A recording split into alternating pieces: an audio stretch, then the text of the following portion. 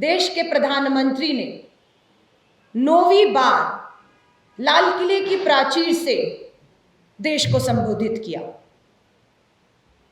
लेकिन दुख और पीड़ा हुई जब देश के प्रधानमंत्री ने भाजपा निर्मित बम जो देश पर फेंका है उसके बारे में जिक्र तक नहीं किया। आप सोचेंगे ये कौन सा बम है जो भाजपा की, केंद्र की और हिमाचल की सरकार ने लोगों पर फेंका है। लोग आहत हैं, लोग पीड़ा में हैं भाजपा निर्मित इस बम से। ये बम है क्या? बा से बेरोजगारी, मां से महंगाई। ये 5 अगस्त का दिन था। 21वीं सदी में जी रहे हैं। प्रधानमंत्री जी ने फिर एक नाकाम कोशिश की कि जिस मुद्दे पर प्रदर्शन था देश भर की कांग्रेस लोगों के समर्थन पे सड़कों पर थी, महंगाई, बेरोजगारी, उससे ध्यान भटकाने के लिए 21वीं सदी में प्रधानमंत्री जी कहते हैं एक काला जादू है, ये जादू टोना हो रहा है काले कपड़े पहनकर।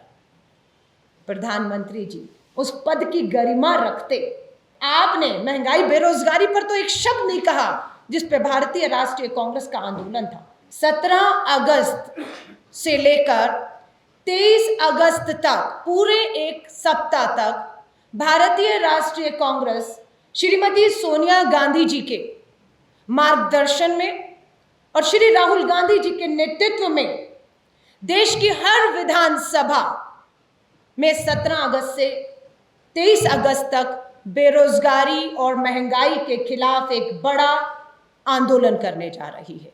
ये लिखित में कुछ जवाब आए, मैं आपके सामने रखना चाहती हूं।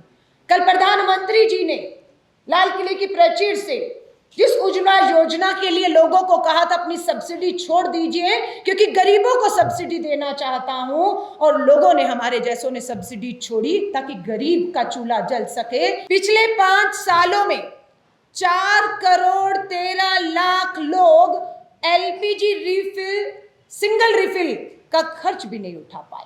लेकिन इस सरकार ने तय किया कि अब तिरंगा पॉलिस्टर का भी बनेगा। और किसे ठेका दिया? अपने एक पूंजीपति मित्र रिलायंस को ठेका दे दिया।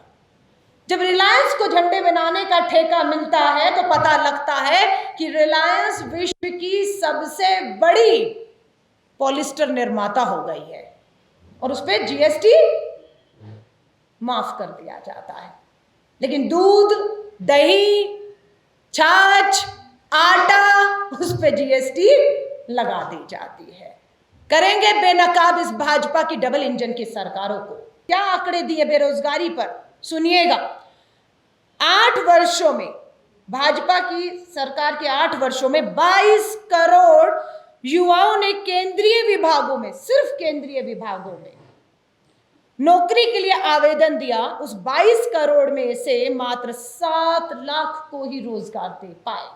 प्रधानमंत्री जी ने कहा था हर साल 2 करोड़ रोजगार, 8 साल में कितने? 2 अट्ठे 16 करोड़ रोजगार देने की बात थी। पता चलता है, सरकार सदन में बताती है कि 8 साल में 16 करोड़ रोजगार नहीं दिए, 22 करोड़ रोजगार जो है वो आवेदन आए हैं, वो बेरोजगार हैं, लेकिन रोजगार सिर्फ मात्र ऊंट के मुंह में जीरा 7 लाख को मिलता है। और उसके आगे पढ़िए, जब देश में लगभग 1 करोड़ स्वीकृति पद खाली पड़े, 1 करोड़ पद जो सेंशन पद है खाली पड़े हुए, जब 1 करोड़ पद खाली होंगे तो आप सोच लीजिएगा वो कैसी सरकार और कैसा उसका सुशासन, प्रशासन, जहां पर कर्मचारी नहीं है।